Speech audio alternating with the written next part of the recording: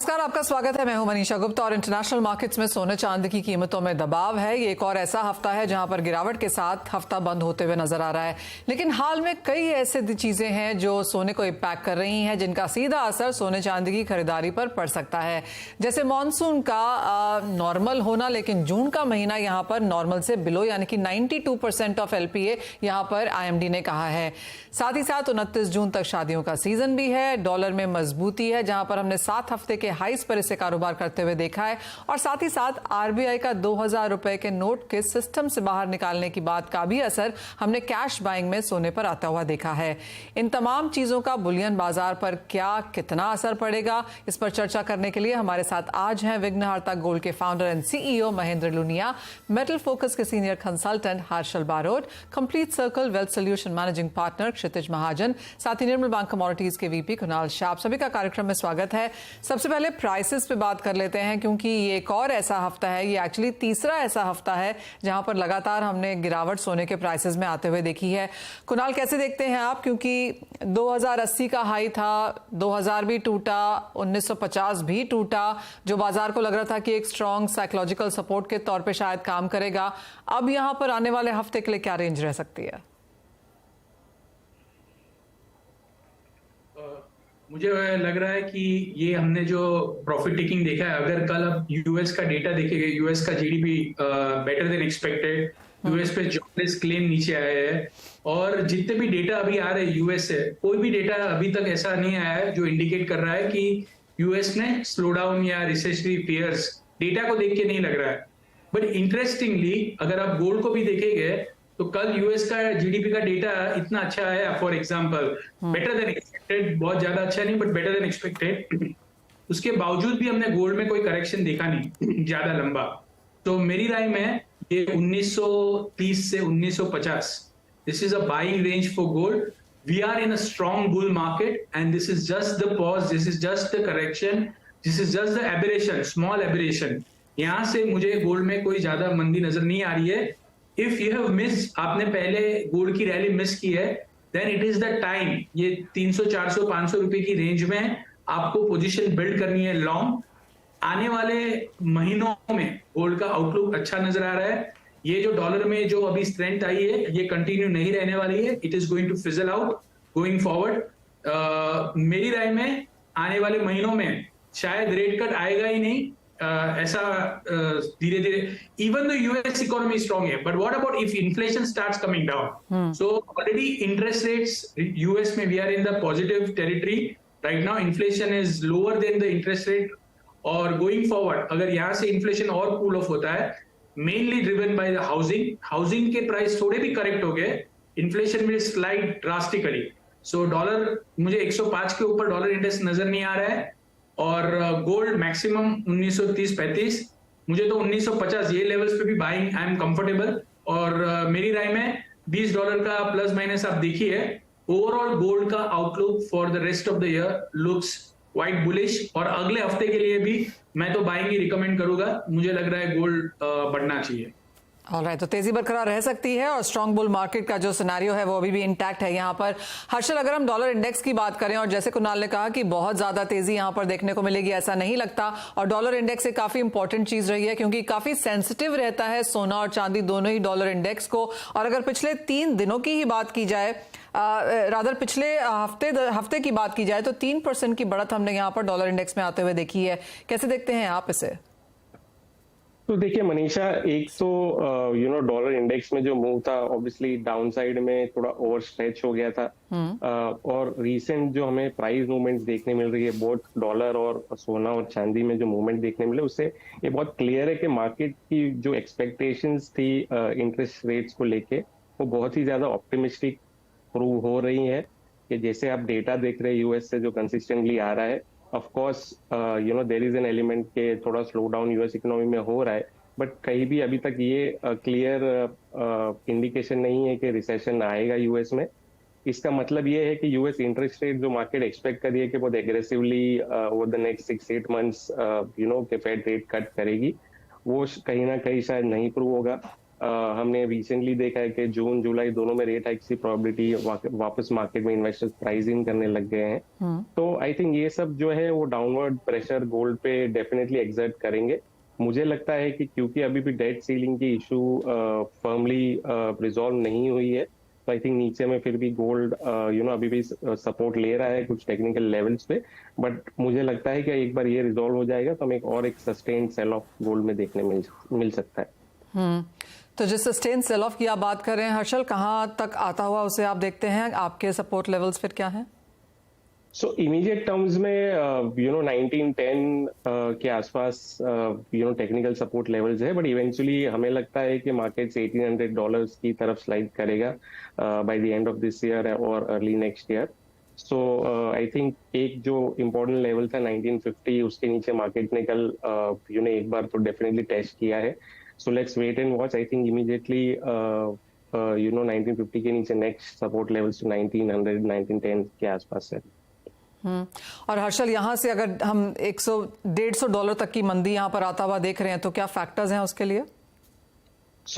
एक जो जैसे कि कहा मैंने, एक बड़ा फैक्टर जो है कि मार्केट ने बहुत aggressively rate cuts price in किए हुए हैं फिलहाल। आई थिंक जैसे जैसे ये एक्सपेक्टेशंस और रियलिटी जो है मैच करने लग जाएगी, आई थिंक गोल्ड में एक सस्टेन सेल ऑफ आते हुए दिखेगा। दूसरा, जैसे कि मैंने कहा कि डेट सीलिंग एक जो बहुत ज्यादा अनसर्टेनिटी मार्केट में पिछले 2-3 महीनों से डेट सीलिंग को लेके एक अनसर्टेनिटी है। आई थिंक जब ये थोड़ी अनवाइंड हो जाएगी तो भी एक गोल्ड में एक सेलिंग प्रेशर आएगा।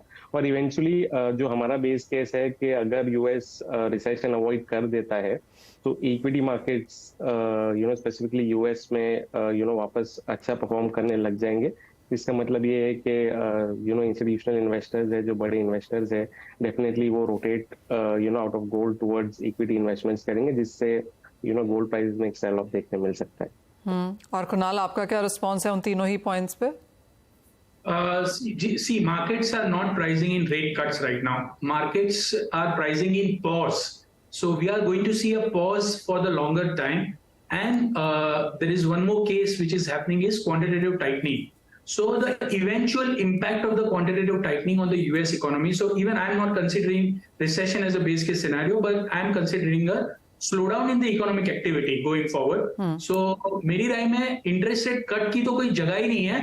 अभी जो प्लेस है, जो डिस्कशन है, whether Fed will pause or not. And my answer to that thing is, even though US का थोड़े बहुत डेटा अच्छा है, I think Fed will pause going forward. Because क्या होता है, जैसे इंटरेस्ट रेट बढ़ने की एक्सपेक्टेशन आती है, immediately bond market starts to become destabilise.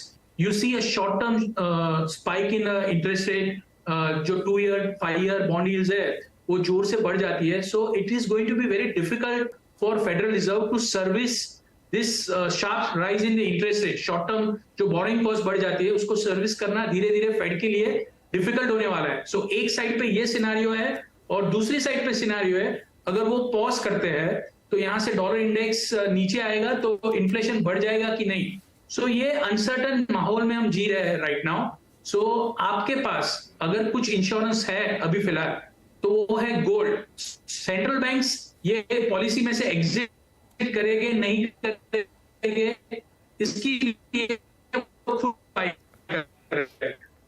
Fair point that. तो क्लियरली काफी सारे फैक्टर्स फंडामेंटल्स हैं जो लगातार चेंज होते रहते हैं और उसका असर भी हमने यहाँ पर अक्रॉस एसेट क्लासेस आते हुए देखा भी है। लेकिन सोना यहाँ पर हल्का सा कमजोर होता हुआ नजर आया है। खरीदारी करें या ना करें, ये काफी सारे फैक्टर्स पर डिपेंड करेगा और उनके ऊपर ऑफकोर्स यहाँ पर नजर रहेगी ही। क्षितिज, आपसे ये जानना चाहेंगे, एक और फोर्स या सपोर्ट जो हमने इस हफ्ते 10 दिन में इंडियन मार्केट्स में आते हुए देखी वो इस चीज से थी कि 2000 के नोट अब यहाँ पर धीरे धीरे बाहर होने वाले हैं। बाइंग अपॉर्चुनिटीज लोगों ने यहाँ पर भी देखी हैं। आप क्या कहेंगे, बैंक में डिपॉजिट करना चाहिए, गोल्ड लेना चाहिए, क्या करना चाहिए? और adding gold in your portfolio in whichever sense, आप इसकी क्या सेंस बनाते हैं?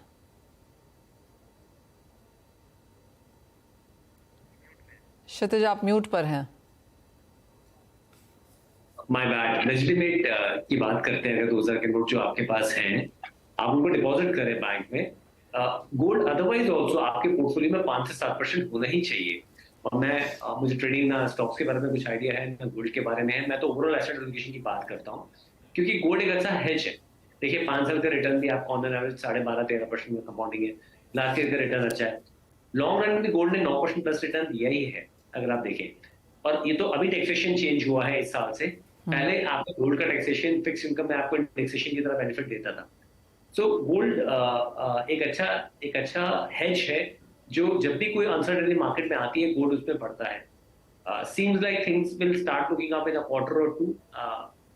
I can only tell you that maybe you can see that type of return जो हम 7-8% रिटर्न की बात कर रहे हैं, गोल्ड से एक्सपेक्ट कर सकते हैं। कोई बहुत रैली आएगी मुझे लगता नहीं है कि ऐसे कोई बहुत रैली आएगी गोल्ड में, पर गोल्ड हमेशा एज ए हेज पोजीशन जहाँ पे 8-9% रिटर्न आए उसी तरह से यूज करना चाहिए। और उसका तरीका जैसे आपने बोला, जो 2000 के नोट की बात आती है, आप उन्हें डिपॉजिट करें, एक्सचेंज करें, और उसके साथ डिपेंडिंग ऑन एसेट एलोकेशन क्या करना है। अगर आपका गोल्ड नहीं है तो आप गोल्ड बाय कर लें। अगर गोल्ड है आपके पास, इनफ गोल्ड है, तो आप उसके बिहाफ पे आप बाकी चीजें जो एसेट क्लासेस है वो बाय करें। इनफैक्ट इंटरेस्टिंग बात यह है कि फिजिकल गोल्ड से बेटर है कि आप ETF या sovereign gold bond fund buy करें, क्योंकि उस पर एक तो स्टोरेज का इशू नहीं है, प्योरिटी का इशू नहीं है, दूसरा लिक्विडिटी इजिली अवेलेबल है। जितना भी चाहे आप बेचना चाहते हैं आप इजिली सेल करके एग्जिट ले सकते हैं।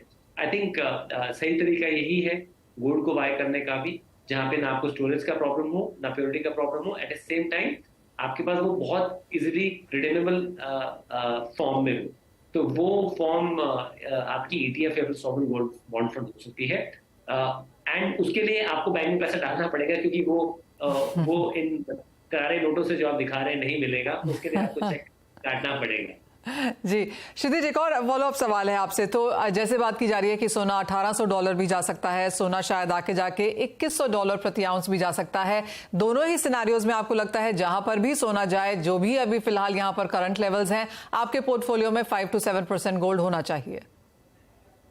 देखिए, इवेंचुअली गोल्ड का प्राइस ऊपर ही जाएगा कम वॉट में, बिकॉज आपके पास डिमांड और सप्लाई का गैप है। अनलेस एंड अनटिल आपको बहुत बड़ा कोई ऐसा खदान नहीं मिल जाए या नई डिस्कवरी नहीं हो जाए, आपको गोल्ड का प्राइस इवेंचुअली ऊपर जाएगा ही जाएगा। क्योंकि आज एक अपने आप में एक पुराने टाइम से चली आई करेंसी है जो इजीली एक्सचेंजेबल है अक्रॉस द ग्लोब, वो है गोल्ड। विचार से मुझे ऐसा लगता है कि दैट अगर $1800 पर आउंस जाता है या $2100-2200 पर आउंस जाता है, इंपॉर्टेंट वो नहीं है। इंडिया में आपका करेंसी डेप्रिसिएशन भी बहुत बड़ा रोल प्ले करता है। ये चीजें ग्लोबल मार्केट के लिए हो सकती है कि अगर 1800 क्या होगा, 2000 क्या होगा, 2100 क्या होगा। हमारे यहाँ अगर जब तक हम नेट इंपोर्ट में हैं तो हमारी करेंसी ग्रेजुअली डिप्रिशिएट करती रहती है। वो हमारे ओवरऑल एक्सपोर्ट के लिए भी अच्छा है, क्योंकि we want to turn out to be हम एक बेटर एक्सपोर्ट कंट्री बनना चाहते हैं। तो उस सिचुएशन में जहाँ आपकी करेंसी डिप्रिशिएट कर रही है, आपको गोल्ड एज ए पोजीशन उसकी वैल्यू आपके यहाँ बढ़ती है, क्योंकि आप फॉरेन से गोल्ड बाय करते हैं। सो स्टैगर मैनर अगर आप देखें तो अगर आप सैलरीड हैं तो सिस्टमैटिक वे से बाय करें।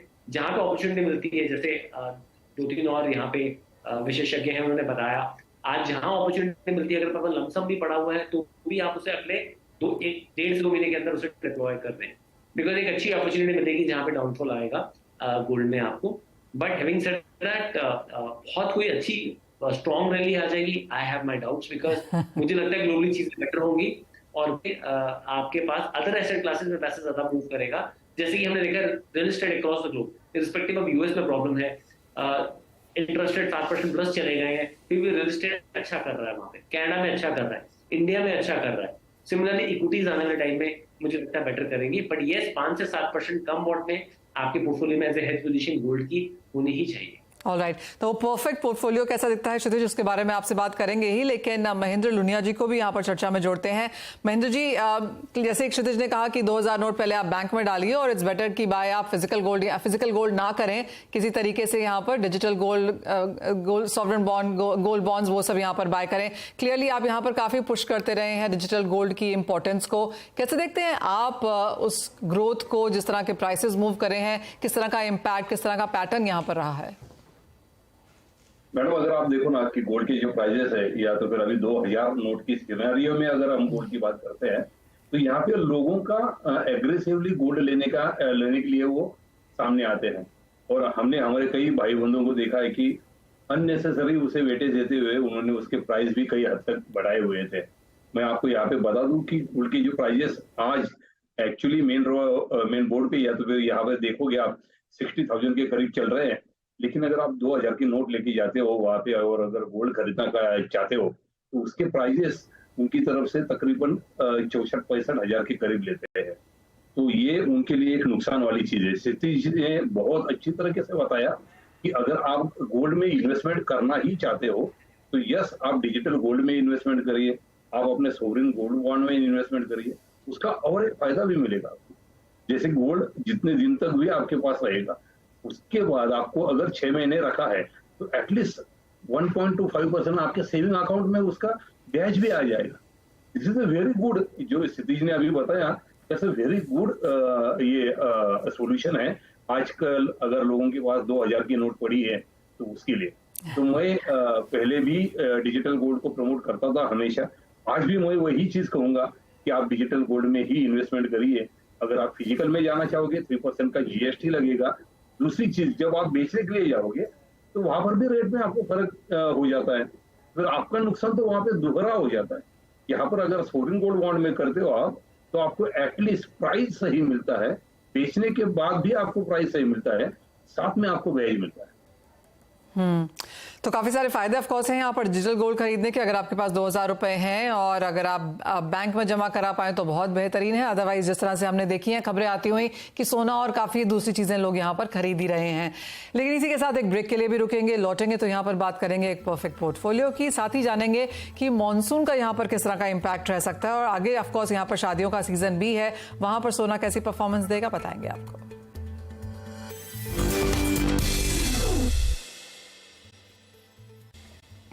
आपका स्वागत है। और जहां तक खरीदारी की बात आती है भारतीय बाजारों में, मॉनसून ऑफ कोर्स यहां पर ऑलवेज यहां पर एक इंपॉर्टेंट इंडिकेटर की तरह पे देखा जाता है, क्योंकि अभी भी काफी ज्यादा खरीदारी यहां पर अर्बन से तो है ही, लेकिन रूरल से भी अच्छी खासी होती है।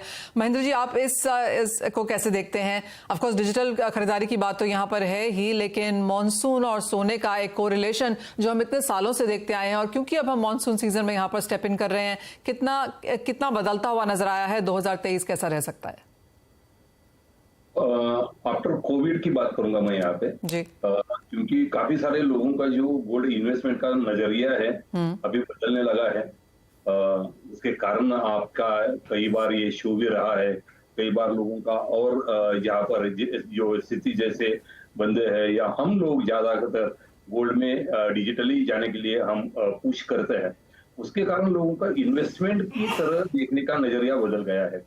मॉनसून आने के बाद यस ऑफकोर्स लोगों के पास पैसा आता है, क्योंकि काफी सारी चीजें बनती है, यानी कि माहौल बन जाता है, लोग खरीदते हैं। लेकिन अब फिजिकल गोल्ड यानी कि गहनों के स्वरूप में लेने का ट्रेंड हमने देखा है कि बहुत कम हो रहा है अभी। अगर आप अभी की बात करूं मैं, अभी भी अगर आप इस सिचुएशन में भी अगर आप किसी ज्वेलर की शॉप में जाओगे तो वहां पर देख पाओगे आप कि लोग गोल्ड खरीद कर रहे हैं, लेकिन वो जो वेडनी या प्योर गोल्ड बोलते हैं, हम लोग उसे महाराष्ट्र में वेडनी बोलते हैं या बिस्किट बोलते हैं, वो लोग खरीदते हैं अभी जो इन्वेस्टमेंट के लिए। लेकिन उनको डिजिटल गोल्ड की अगर जानकारी मिले तो वो भी यहाँ पे शिफ्ट हो सकते हैं।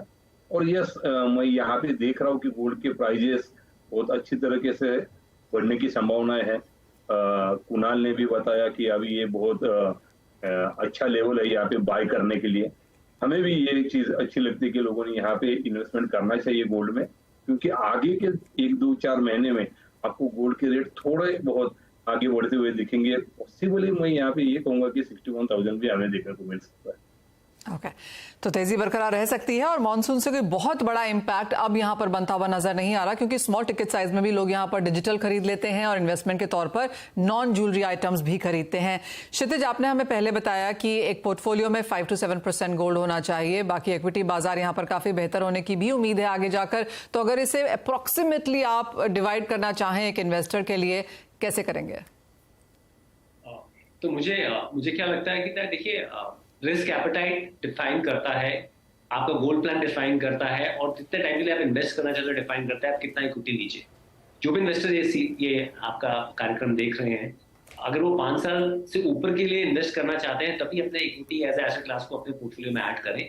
और डू इट योरसेल्फ कहना बहुत आसान है, सबको लगता है 2020 के पास इक्विटी इन्वेस्टिंग इज इजी, पर मेरा रिक्वेस्ट ये है कि अगर आपके पास समय है तभी आप अपने आप कीजिए, अदरवाइज आप एक पोर्टफोलियो मैनेजर को चूज कीजिए डायरेक्ट स्टॉक्स करने के लिए भी। और अगर आप अगर आप सैलरीड हैं और रिटेल मंथली बेसिस पे इन्वेस्ट करना चाहते हैं तो 4 से 5 अच्छे म्यूचुअल फंड लेके सिस्टमैटिक इन्वेस्टमेंट प्लान के थ्रू इन्वेस्ट कीजिए। फॉर एचएनआई इन्वेस्टर जो ये कार्यक्रम देख रहे हैं उनके लिए पोर्टफोलियो मैनेजमेंट सर्विस एक सही तरीका है, जैसे कंप्लीट सर्कल हम लोग भी पीएमएस करते हैं।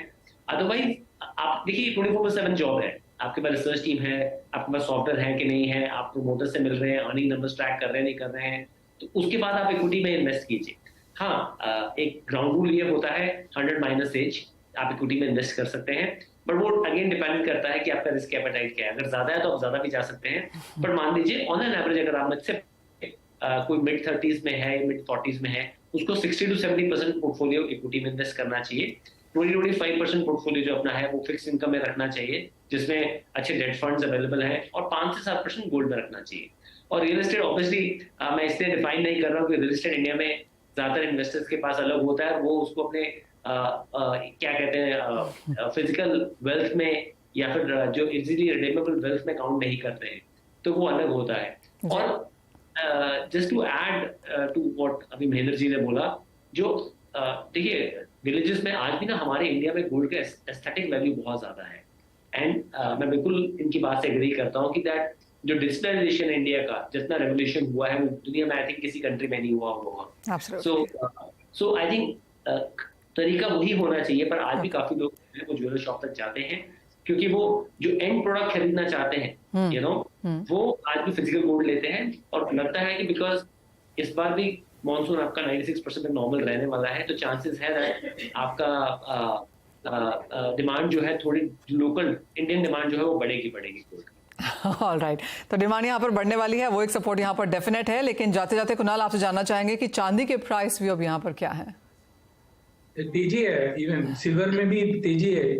ये फॉल आपके लिए अपॉर्चुनिटी है गोल्ड और सिल्वर में, अगर आपने पहले कैपिटलाइज नहीं किया है या आपको और लेना था और आप ले नहीं पाए थे। So this is just a small pause और correction in a structural bull run of gold and silver. Silver की मार्केट के फंडामेंटल आप देखिए, silver is starting with a record deficit this year and going forward अगर हम पूरे 2022 के and तक देखेंगे, we are still going to have a huge amount of deficit when you compare it with the supply versus demand. So आगे जाके जो भी सिल्वर की सप्लाई है, there is no exponential growth in spite of the fact कि silver के prices ऊपर आए, फिर भी सिल्वर की सप्लाई में कोई ग्रोथ नहीं हुआ है। तो सिल्वर के फंडामेंटल भी पॉइंट आउट कर रहे हैं towards a big bull run, और कंजर्वेटिवली सिल्वर ये साल के एंड तक 83-85,000 तक के लेवल्स MCX पे, और कॉमिक्स की बात करेंगे $27-28 के आसपास कॉमिक्स के आपको देखने मिलेगा। You should use this 68,000 70,000, this is a buying opportunity for anyone who has missed the bus. Alright, यानी कि फंडामेंटल्स यहाँ पर स्ट्रांग हैं, खरीदारी भारतीय बाजारों में आती हुई नजर आई है, और डिप्स पे खरीदारी का मौका आप यहाँ पर ढूंढ भी सकते हैं। ये व्यू है हमारे एक्सपर्ट्स की तरफ से आता हुआ। आप सभी का शुक्रिया आज यहाँ पर जुड़ने के लिए, और वो बहुत ही बेइंतहा इंटरेस्टिंग कॉन्वर्सेशन के लिए भी। लेकिन इसी के साथ फिलहाल इस कार्यक्रम में इतना ही समय है, मुझे भी दीजिए इजाजत। नमस्कार।